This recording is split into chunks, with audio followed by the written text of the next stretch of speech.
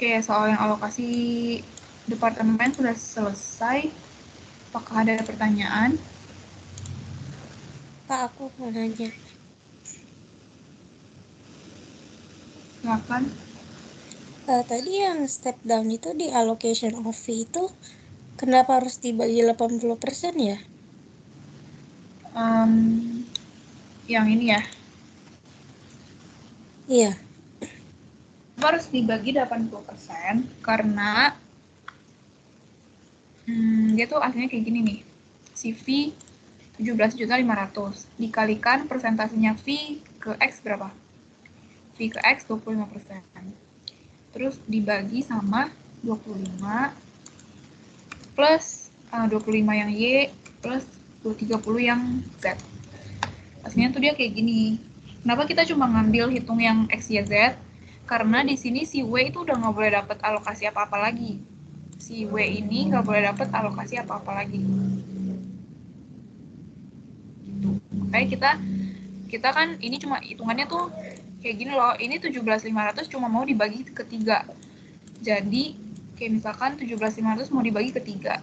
Jadi makanya totalannya penyebutnya itu harus dari 3 departemen ini juga. Nggak boleh hitung ke yang W. Kalau dihitung ke W kan jadi 100% nih, di bawahnya 100.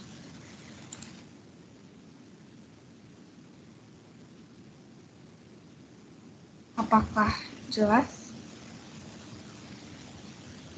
Itu berlaku di semua soal atau soal yang kayak gini aja ya, Kak? Maksudnya? Semua soal maksudnya? Maksudnya kan yang takutnya di UTS besok soalnya yang kayak gini juga yang kayak harus dibagi 80% gitu, Kak. Itu emang selalu kayak gitu maksudnya? Cara menentukannya kapan harus bagi 80, kapan nggak usahnya, itu lihatnya dari sini. Kalau misalkan kamu mau alokasikannya ke tiga departemen, berarti penyebutnya adalah 3 departemen. Kalau kayak si W kan kamu dari 10 juta mau alokasikan ke 4 departemen. Ya udah nggak usah dibagi kan, semuanya udah kebagian masing-masing gitu loh. Di sini W. Di sini dari W ke W kan, dari W ke V ada, W ke X, Y, Z ada. Jadi ya nggak usah dibagi lagi karena memang 100% gitu. Emang si 25 tambah 15 tambah 30 itu 100% gitu. Jadi cara nentuinnya kayak gitu. Karena kamu cuma mau alokasiin ke 3 departemen gitu. Jadi misalkan ya, aku pakai contoh yang lebih gampang deh biar menjelaskan. Jadi misalkan kamu punya uang 10.000. Terus kamu mau bagi-bagi ke kedua orang. Jadi dua orang ini dapat porsinya 4 sama 6. Jadi 10.000 kamu kalikan 4 bagi 4 plus 6 kan. Nah, sekarang kalau misalkan kamu mau bagikan ke 3 orang. Kamu mau bagikan ke 3 orang, dia 3 sama 4. Porsinya itu 3, 3, 4. Tadi kan 2 orang, 4 sama 6. Nah, kalau ini dia porsinya 3, 3 sama 4. Berarti kamu 10.000 dikali 3 dibagi 3 plus 3 plus 4 gitu kan. Kayak gitu kan. Nah, sekarang kamu tuh punya 3 orang. Punya 3 orang yang 3, 3, 4. Nih. Tapi kamu mau exclude si 4 ini. Si 4 ini udahlah nggak usah dikasih. Kayak emang dia nggak boleh dapet 10.000 gitu. Nggak boleh dapet uangnya 10.000. Ya udah, jadi kamu berarti baginya adalah 10.000 dikali 3 bagi 3 plus 3. Karena yang dapat cuma mereka berdua. Jadi penyebutnya itu adalah mereka berdua juga. Gitu. Hasilnya 5.000. Dan ini juga sama karena dia sama-sama 3 orang ya kan.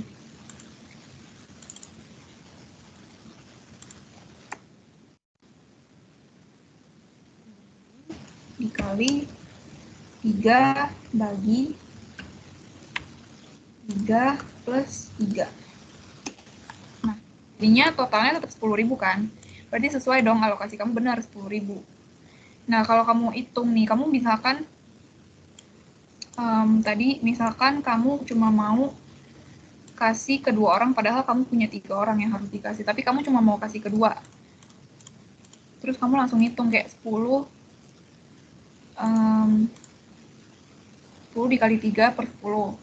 Terus 10 dikali 3 per 10 juga. Ya.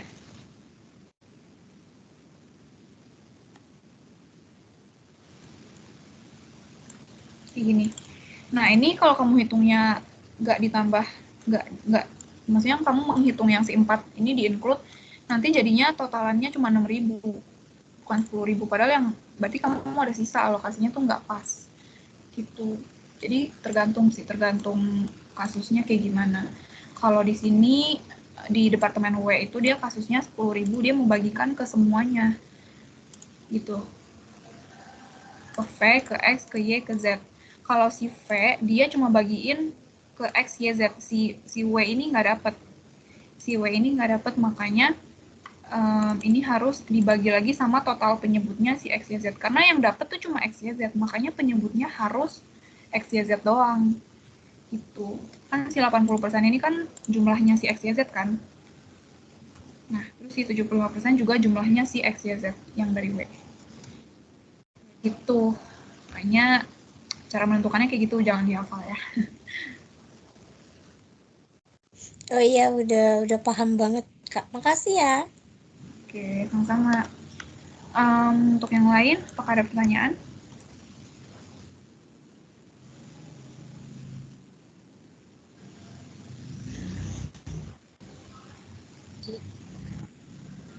Ya, Aku mau tanya, silakan.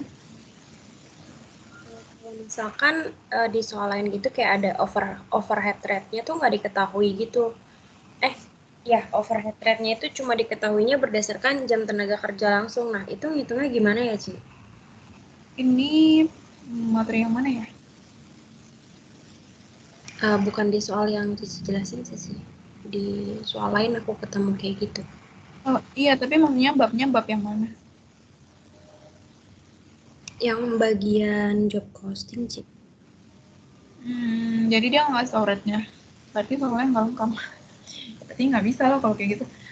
Harus ada rate-nya. Kalau dia nggak kasih tahu rate, dia harus kasih tahu total alokasinya. Kayak gitu. Kalau dia sebutnya itu diketahuinya berdasarkan jam tenaga kerja langsung gitu, Ci. Ya, alokasinya memang berdasarkan jam tenaga kerja langsung, tapi yang dikalikan sama jam tenaga kerjanya itu kan harus ada rate-nya. Ya, misalkan 15.000 atau 10.000. Kalau dia nggak kasih tahu rate-nya, dia harus kasih tahu secara totalan.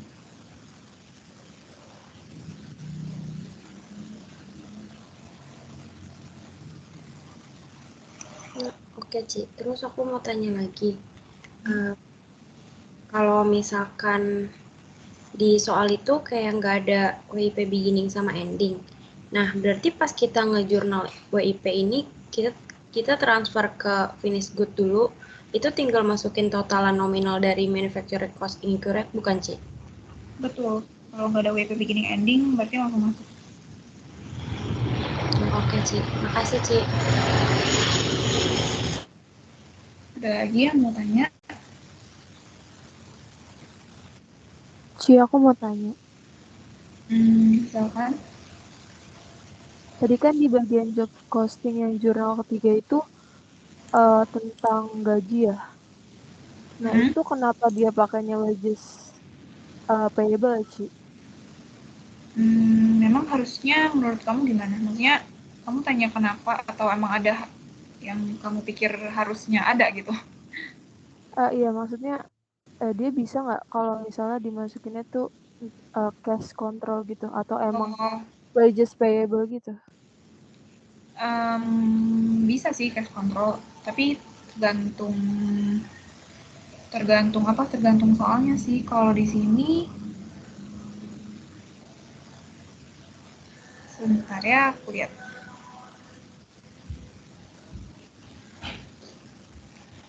Kalau di sini tuh dia nggak kasih tahu dia bayarnya kredit atau cash. Tapi iya ini boleh sih, coba ya biar jelas aku masukin aja. Kok sebenarnya memang kalau gajinya dibayar tunai sama dia ya udah berarti kreditnya cash karena cashnya berkurang gitu. Jadi kalau nggak diketahui itu bisa cash control atau enggak wages payable itu ya, Ci? Iya betul. Oke, makasih, Ci. Oke. Ada lagi yang mau bertanya? Sorry tadi kepotong. Aku mau nanya, Ci. Untuk yang tadi akunnya itu kalau misalnya salaries and wages payable control itu nggak apa-apa ya? Yang mana? Yang ini yang ditanyain barusan yang nomor 3? Iya, yang ditanya barusan. Oh Itu kan iya. itu kan cuma wages payable, Ci. Kalau misalnya nambah salaries di depannya itu boleh, Ci. Oh, yang nggak masalah sih sebenarnya. Berarti kalau salaries and wages kalau kamu tulis dua-duanya ya nggak masalah, karena berarti kan itu kamu menginclude dua-duanya. Kecuali kalau yang seharusnya wages, tapi kamu cuma tulis yang seharusnya wages, kamu cuma tulis salaries doang, nah itu salah. Karena salary sama wages itu beda ya, pengertiannya beda. Kalau salaries itu gaji ya, Ci? Upah atau gimana, Ci? Kalau di bahasa Indonesia, sebenarnya kalau sebutan sih nggak terlalu menjelaskan ya, soalnya kalau cuma diartikan, iya salaries itu biasa gaji, kalau wages itu upah. Tapi bedanya gaji sama upah, itu biasa kalau salaries itu per bulan, jadi kayak staf kantor gitu loh, kayak misalkan kita kerja kantoran, terus digaji per bulan. Nah, itu berarti dia masuknya salaries. Nah, kalau upah tuh biasa dia lebih ke, apa ya, kayak fee gitu, lebih fee. Maksudnya fee itu kayak misalkan kamu kerjanya per jam gitu, atau enggak kamu kerjanya per hari. Nah itu dikaliin kan harus dikalikan. Itu biasanya namanya upah. Oke, Ci. Thank you, Ci. Oke, sama yang lain apakah ada yang bertanyakan? Kak, aku mau tanya. Ya. Kalau yang di bab 1 yang bagian COGM itu saya sih nemu di soal lain, itu tuh ada kayak finish good-nya itu nggak diketahuin gitu, Kak. Finish good ending. Tapi beginningnya diketahuin. Itu ada rumusnya nggak, Kak, buat nyari finish good ending-nya itu? Nggak usah. Kalau memang dia nggak punya, ya udah berarti dia nggak punya. Kalau dia cuma ini finish good kan berarti masuknya ke COGS ya. Nah, berarti dia cuma beginning ditambah cost of goods manufactured. Gitu. Kalau dia tidak ada ending finish goods, berarti kita asumsikan ending finish goods itu kan barang jadi yang ada di yang tersisa gitu, tersisa setelah semuanya udah selesai. Nah, tadi sisa. Nah, kalau dia nggak ada sisa, berarti artinya apa? Artinya barangnya semuanya kejual. Gitu. Jadi, misalkan ini ya, misalkan di sini nggak ada nih, yang kuning ini nggak ada. Berarti yang terjual ya 303 juta gitu. Berarti dari yang 122 juta sekian langsung dikurangin gitu, Kak? Langsung dikurangin sama 303 kalau misalkan nggak ada ending finish goods. Oke, makasih, Kak. Oke. Yuk, pertanyaan lain.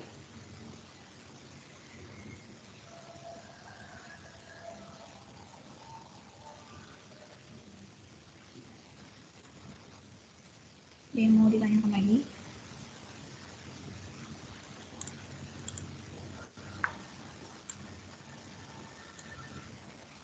Oke, kalau nggak ada, aku lanjut ke activity based costing ya. Tapi ini kan waktunya kayak bisa sedikit, terus nanti jam 6 aku bakal stop juga karena maghrib. Stop sebentar. Jadi untuk ABC ini tuh sebenarnya soalnya belum copy soalnya, sebentar ya. Untuk ABC dia DM-nya itu ada 3 nih. DM-nya ada kertas, tinta, lem. Jadi itu tuh mesti dihitung satu-satu ya. Produknya ada 3, setiap produk ada 3 DM lagi. Jadi kayak hitungannya tuh ada 9 untuk DM doang. Jadi nanti kalau nggak keburu, aku bakal skip DM-nya. Kalian boleh hitung sendiri nanti DM-nya. Nanti kan ini kan filenya aku kasih. Jadi kalian lihat-lihat sendiri gimana cara hitung DM-nya ya, disesuaikan sama soalnya. Gitu. Nanti untuk ABC aku bakal fokusin ke ini ya, ke apa namanya, cost drivernya ya, ke penjelasan mengenai cost drivernya. Gitu. Oke, sebelum lanjut ke ABC, break dulu ya, 3 menit gitu. Jadi kita kembali lagi di 17.50. Break dulu 3 menit.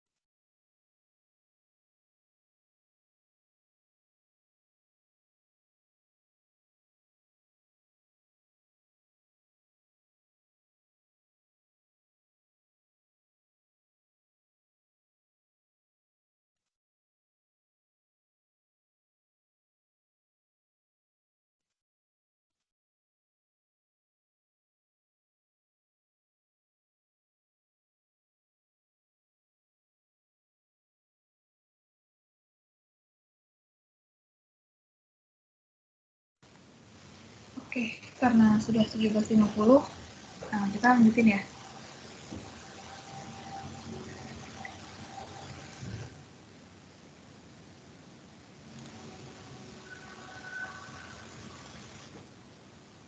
Untuk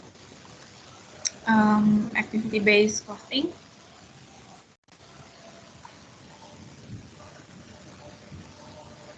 ini dia kan bilang kertas, dia butuh kertas, tinta, sama lem. Ya jadi dia tuh ceritanya dia mau bikin kamus. Itu kamusnya 3 bahasa, Inggris, Rusia, sama Cina. Nah, yang Inggris kertasnya Inggris, Rusia, sama China itu kertasnya udah dikasih tahu semuanya berapa lembar per buku. Nah, sekarang tintanya itu nggak dikasih tahu yang Rusianya. Itu ada di keterangan paragraf di bawahnya. Dia bilang si Rusia walaupun itu nggak usah. Si Rusia jumlah tinta yang dipakai adalah 1,5 kali lipat dari pemakaian tinta kamus Inggris. Jadi tinta kamus Inggris kan 0,5 liter.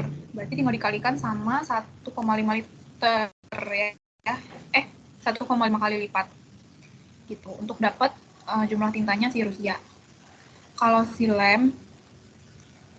lemnya Inggris dia kan nggak dikasih tahu ya. Berarti di kalimat terakhir Ini di kalimat terakhir dikatakan, perbandingan penggunaan lem kamus Inggris banding lem kamus Rusia sama dengan perbandingan China banding Rusia. China banding Rusia kan 200, ya 200 125. Ini punya China, ini punya Rusia. Terus sekarang yang Inggris sama Rusia. Hanya 125 ya berarti ininya juga gitu, 1:6. Ya.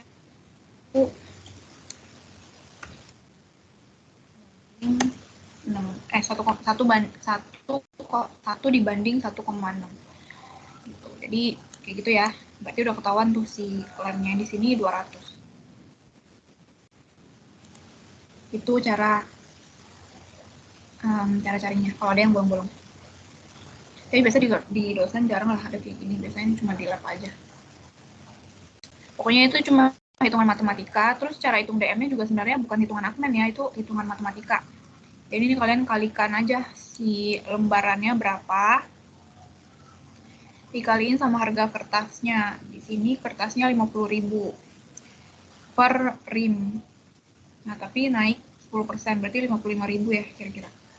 55.000 per rim, berarti 55.000 dibagi sama 500. Habis itu dikali sama lembarannya 150. Nah, 150 itu kan satu buku. Sedangkan dia produksinya berapa buku? 1000 buku. Di sini dia bilang unit produksi 1000 untuk yang Inggris. Segitu aja cara hitung DM-nya ya, hitungan matematika biasalah. Nanti DM-nya aku nggak bahas lagi, supaya bisa fokus ke yang beneran hitungan Akmennya gitu. Jadi nanti DM-nya kalian bisa review dari pembahasan kelas kalian masing-masing gitu. Karena cuma hitungan matematis. Ini DM-nya aku udah hitungin ya. Terus setelah DM muncullah DL. Gitu. DM, DL ini DM-nya. Di sini DL-nya kita isi dulu unit produksinya ya. Pokoknya setiap soal apapun kalian harus cari berapa unit yang diproduksi. Gitu, berapa unit yang diproduksi. Nah, di sini dikasih taunya di tabel kedua. Tabel kedua dia bilang processing cost driver-nya adalah unit produksi. Untuk kamus Inggris 1000 piece, kamus Rusia 1000 piece, kamus China 2000 piece. Gitu. Jadi 1000, 2000 ini disalin ke sini, ke total unit produksinya. Terus mengenai DL,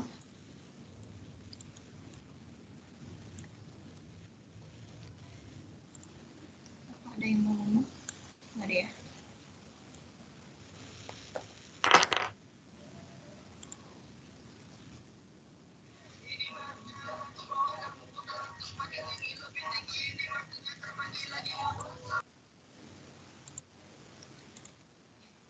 Lanjutin ya. Di direct labor itu dia bilang, nah, untuk membuat sebuah kamus Inggris dibutuhkan waktu 4 jam.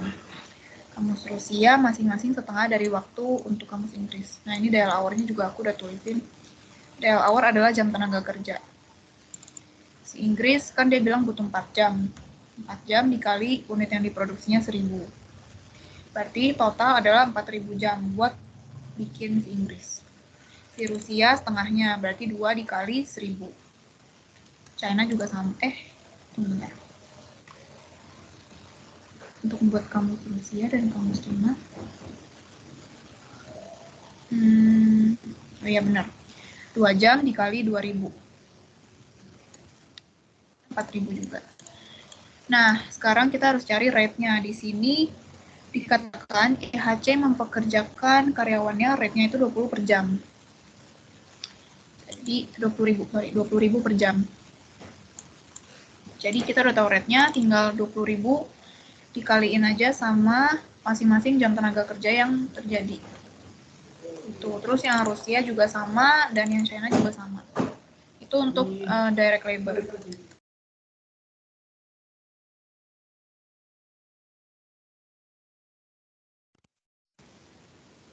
Next, itu manufacturing overhead. Nah, untuk hitung ini, kalau di activity base itu setelah DM sama DL, hitung dulu manufacturing overhead rate-nya. Jadi karena overhead itu nggak dikasih tahu secara langsung biasanya. Di sini ini ya dikasih rincian overhead-nya nih. Dari desain sampai packaging itu termasuk dalam overhead. Terus nanti ini biayanya dikasih tahu. Yang paling pertama dikasih tahu ini printing 25 juta. Berarti isi dulu printing 25 juta. Terus ada packaging 18 juta. Nah, di situ finishing dia bilang biayanya 3/5 dari printing. Berarti 3/5 dikali 25 juta ya. 3/5 dari printing. Habis itu untuk processing 2 kali finishing. Finishing kita udah tahu ya. 15 juta, berarti 2 kali 15 juta. Hasilnya 30 juta. Kalau untuk desain, 6 juta lebih kecil dari packaging. Berarti yang packaging 18 juta dikurangi 6 juta. Hasilnya 12 juta. Nah, sekarang kan udah kebuka semua ya, biayanya berapa aja. Bisa ditotalin, totalnya 100 juta.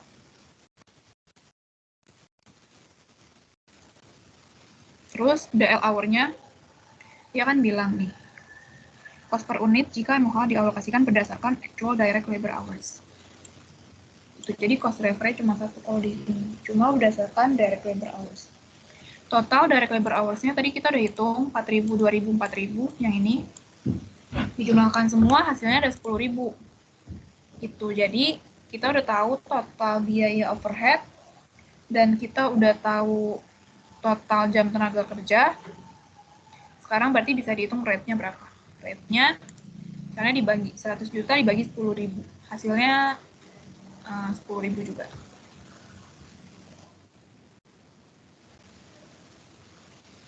Itu untuk MOH rate. Sampai di sini apakah ada pertanyaan?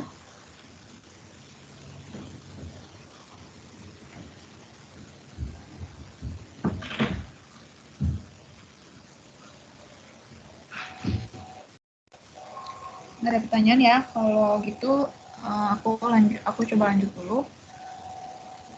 Kita kan udah dapat rate-nya adalah 10.000 per jam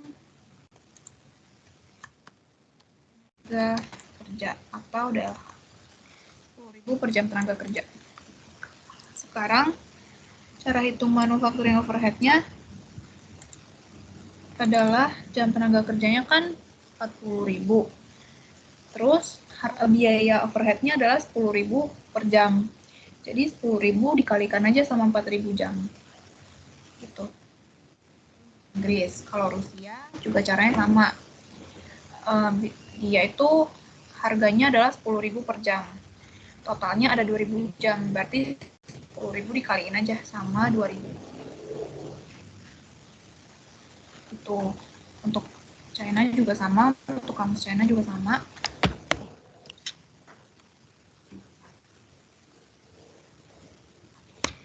Setelah udah tahu DMDL overhead, maka selanjutnya bisa ditotalin. Hasilnya 150 juta untuk Inggris, 112 untuk Rusia, 255 untuk China. Terus dibagi aja sama total unit produksinya untuk mendapatkan biaya per unit. Ya, logikanya kalau kalian produksi 1.000, hasilnya adalah 150 juta, berarti satunya berapa? Satunya 150 juta dibagi 1.000. Satunya 150.000 biayanya.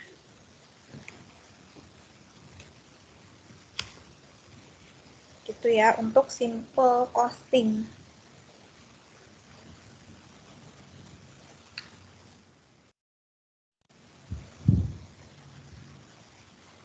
Oke, setelah simple costing, selanjutnya adalah activity based costing. Di sini di copy aja ya, DM sama DL tuh nggak mungkin berubah.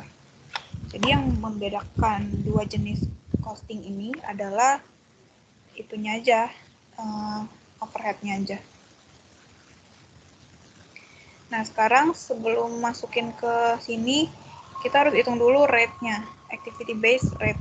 Jadi, kalau di simple costing, overhead-nya itu dialokasikan berdasarkan jam tenaga kerja doang. Tapi, kalau di activity based, seperti namanya, dia alokasinya itu berdasarkan aktivitasnya. Gitu. Jadi, dia nggak langsung gitu, nggak instan. Dia harus hitung dulu rate-nya per activity yang terjadi. Nah, sekarang untuk desain, di sini dia bilang aktivitasnya desain. Cost driver-nya adalah jam sewanya, jam sewa jasa ilustrator ya. Nah, untuk desain kamus Inggris, dia butuh 17 jam. Untuk kamus Rusia 13 jam, kamus China 10 jam. Gitu. Jadi untuk desain, gimana cara hitung rate-nya? Caranya adalah 12 juta, tadi kita udah hitung ya biaya overhead-nya. Di atas tadi udah dikasih tahu juga caranya dapat 12 juta dari mana. Si 12 juta ini dibagi sama cost driver-nya. Gitu. Dibagi 17 jam plus 13 jam plus 10 jam. Jadi berapa tuh? 17 tambah 13, 30. Ya, 30 plus 10, 40. Ya, 12 juta dibagi 40 jam. Karena cost driver-nya adalah jam sewa. Itu hasilnya 300.000. Cara bacanya gimana? Cara bacanya berarti setiap jam biaya desain per jam itu adalah 300.000. Kalian harus membayar sebesar 300.000 per 1 jam disewa. Sewa jasanya si Illustrator ini. Gitu. Nah, terus balik lagi ke si tabel yang ini. Tabel yang ABC ini. Kan dia bilang desainnya untuk Inggris dia butuh 17 jam. Logikanya, kalau kalian bayar 300.000 per jam, terus untuk si Inggris terjadinya 17 jam, ya berarti 300.000 per jam ini harus dikalikan sama 17 jam, supaya tahu totalnya. Gitu.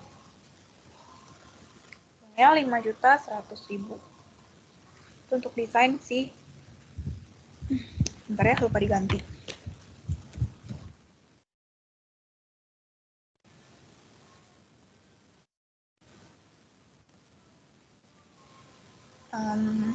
Untuk si Inggris, proses desainnya 5.100.000. Untuk si Rusia dia bilang dia butuh 13 jam. Jadi, per jamnya kan 300.000. Sekarang dia biayanya itu buat 13 jam. Jadi 300.000 itu kalian kalikan sama 13 jam. Untuk China juga sama. China dia bilang 10 jam. Berarti 300.000 dikaliin sama 10 jam. Ketika semua desain dari 3 jenis ini ditambah, maka nih ya, di bawah di sumnya adalah 12 juta, sama seperti biaya awal. Gitu. Jadi sebenarnya yang kita lakukan di ABC adalah nih biaya overhead-nya ini kita bagi-bagi buat setiap jenis produknya. Kita tahu nih biaya desain 12 juta, tapi gimana cara baginya? Si Inggris kena beban 5 juta, si Rusia kena beban 3,9. Gitu. Ini adalah cara ngitungnya. Kita hitung dulu rate-nya. Habis itu dari rate itu baru dikalikan lagi ke masing-masing aktivitas per jenis produknya. Nah, next adalah biaya processing. Biaya processing tadi kan 30 juta. Ya, di atas 30 juta. 30 juta, kita lihat cost driver-nya. Cost driver-nya adalah unit produksi. Unit produksi Inggris 1.000, Rusia 1.000, China 2.000. Jadi totalnya 4.000. Jadi 30 juta kita bagi sama 4.000 unit. 10 dibagi 4.000 unit. Hasilnya 7.500. Jadi cara bacanya gimana? Cara bacanya biaya processing per piece dari buku kamusnya adalah 7.500. Jadi per unit butuh biaya 7.500 untuk aktivitas processing. Gitu. Nah, sekarang kembali ke tabel yang ABC. Di sini processingnya 1.000 kan, si Inggris kan 1.000 unit. Rate-nya itu 7.500, maka langsung dikalikan aja. Logikanya kalau kalian butuh biaya 7,5 buat 1 unit, berarti kalau buat 1.000 unit berapa? Ya tinggal dikalikan, 7,5 dikali 1.000 unit. Gitu. Jadi semua informasi itu udah tersedia di soal. Kalian cuma perlu milah-milah mana yang berguna dan mana yang relevan. Itu untuk Inggris, untuk Rusia sama China juga sama. Kalau di China dia dikali 2.000. Dia produksinya 2.000 unit. Sekarang untuk printing. Printing biayanya 25 juta totalnya. Totalnya 25 juta. Cost drivernya apa? Cost drivernya jam kerjanya si mesin. Berarti 25 juta dibagi 525 jam plus 275 jam plus 200 jam. Gitu. Rate-nya adalah 25.000. Jadi, setiap jam mesin itu dipakai, kalian harus mengeluarkan biaya 25.000. Gitu. Jadi, rate-nya, cara baca rate-nya adalah rate untuk kegiatan printing adalah 25.000 per jam kerja mesin. Nah, sekarang jam kerja mesinnya buat produksi Inggris itu adalah 525. Logikanya kalau per jamnya 25.000, terus kejadiannya 525 jam, ya berarti tinggal dikalikan aja 25.000 kali 525 jam.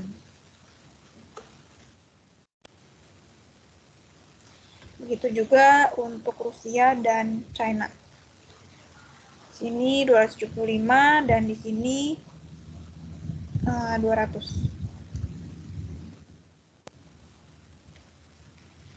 Gitu ya. Terus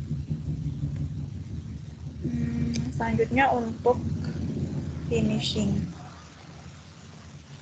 Kalau untuk finishing, dia cost drivernya adalah jumlah karyawan. Jadi dia berdasarkan jumlah karyawan. Finishing kan tadi 15 juta. 15 juta dibagi 50 karyawan plus 20 karyawan plus 30 karyawan. Logikanya per orang, per karyawan itu biayanya 150.000. Jadi kalau di Inggris dia pakai 50 orang, ya berarti 150.000 harus dikalikan sama 50 orang.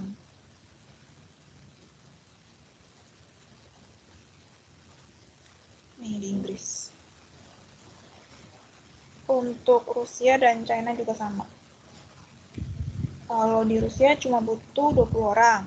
Kalau di China butuh 30 orang. Gitu. Next adalah untuk biaya packaging. Kalau packagingnya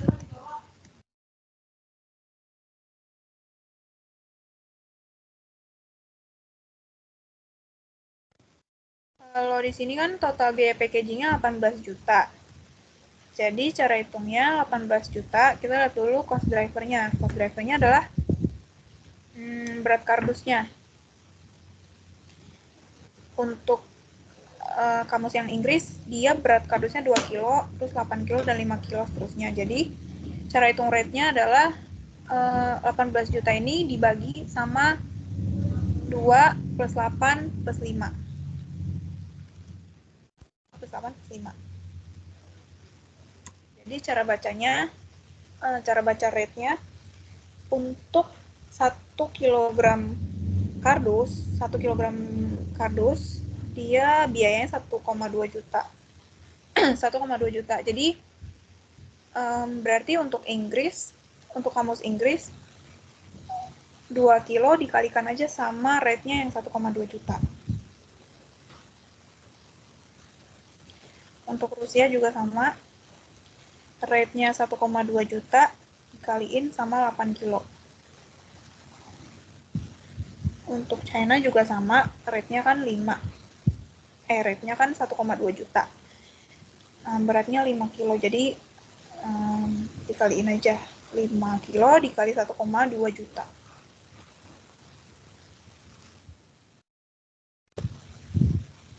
Itu. Apakah Anda mau bertanya tentang activity base ini, activity base overhead?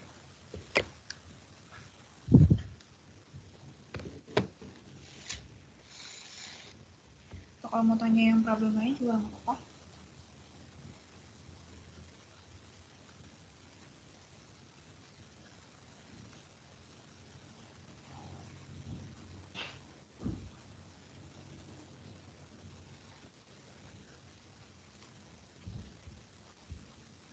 Ada ya?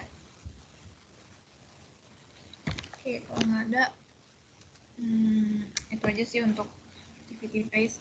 Yang pentingnya, inti dari activity base itu adalah itunya, aktivitasnya sama cost drivernya. Itu. Terus untuk next step-nya yaitu total manufacturing overhead. Jadi ditotalin yang overhead-nya aja ya. Nah, DMDL juga udah tahu.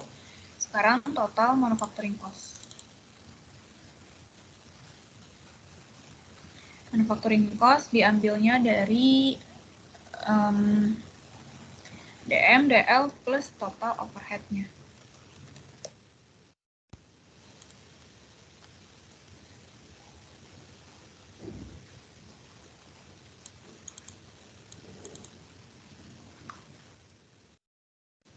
Oke, sekarang total unit produksinya sama ya, masih sama kayak tadi. Tadi kan total unit produksinya 1.000 untuk kamus Inggris, 1.000 untuk kamus Rusia, dan 2.000 untuk kamus China. Kalau logikanya kalau kalian butuh biaya 145 juta untuk memproduksi 1.000 unit, berarti kalau mau tahu biaya per unitnya ya tinggal dibagi aja. 145.825.000 dibagi 1.000. Itu untuk kamus Inggris, begitu juga untuk Rusia. Ya, caranya sama. Kalau udah bikin dua tabel ini, dua tabel costing, selanjutnya bikin income statement. Ini parsial aja sih, ini bukan income statement namanya, ini cuma perhitungan gross profit aja. Makanya disebutnya, makanya ada parsialnya. Karena cuma sampai profit ya, kalau income statement benar harus sampai income. Sekarang dia bilang sales ya, sales. Dia bilang si IHC ini, IHC Corporation, menjual semua kamusnya dengan markup 15% di atas cost. 15% di atas cost. Menjual semua kamus berarti semuanya yang diproduksi, dia kan produksinya 4.000 ya, total kamus yang diproduksi 4.000 buku, 4.000 kopi. Nah, semuanya terjual kan, dia bilang dia menjual semua.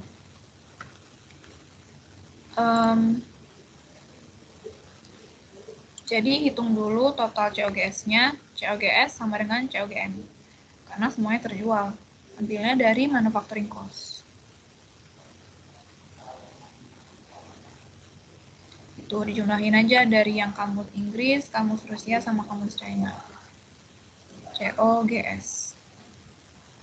Nah, kalau udah tahu COGS, kan kita udah dikasih tahu nih markup-nya 15%. Jadi caranya adalah dari COGS ini dikalikan 115%, ya, dikalikan 100% plus 15%.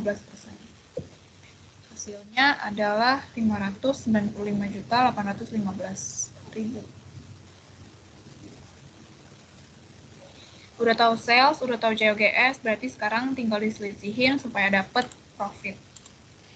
Ya, ini tinggal diselisihin aja, profitnya 77 juta. Sebenarnya sih udah selesai sampai sini, cuma aku udah mengerjakan ini kayak beberapa kali, maksudnya udah beberapa kali recheck gitu loh, udah kerjain terus review, dan kunci jawaban yang aku bikin, yang ini aku jelasin ini, berbeda di bagian DM.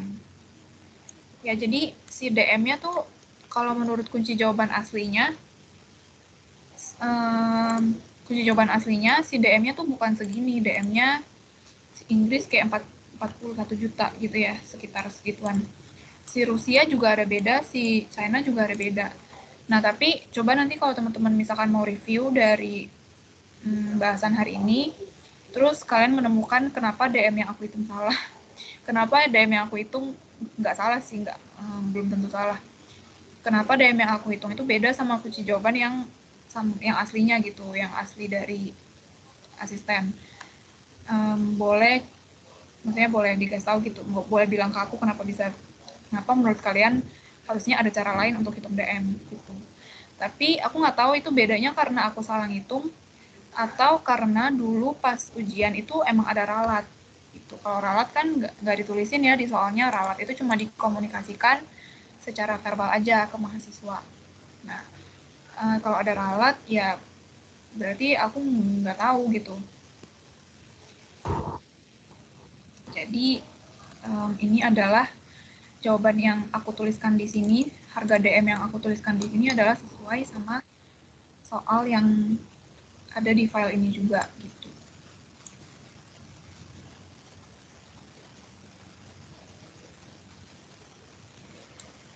Tapi yang beda cuma ini sih, cuma DM-nya doang sih. Untuk DL, overhead, dan semuanya itu semuanya sama. Sampai perhitungan income-nya, perhitungan profit-nya juga sama. Gitu, jadi ya juga nggak paham, mungkin dulu ada ralat tapi gimana nggak tahu juga sih ya kenapa bisa beda. Gitu. Oke, pembahasan untuk activity based costing udah selesai. Ini empat materi ini semuanya bakal ada di itu ya, bakal muncul di UTS Admin 1. Jadi semoga mentoring hari ini membantu teman-teman dalam memahami materinya.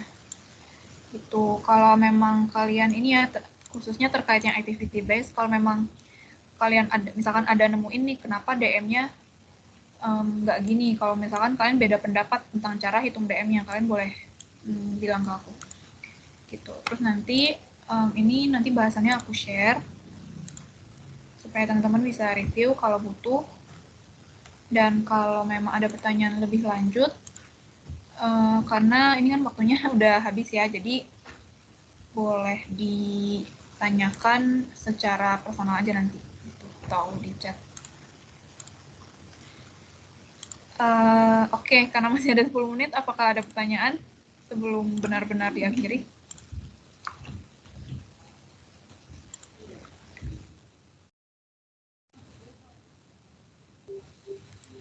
Nggak ada, Kak.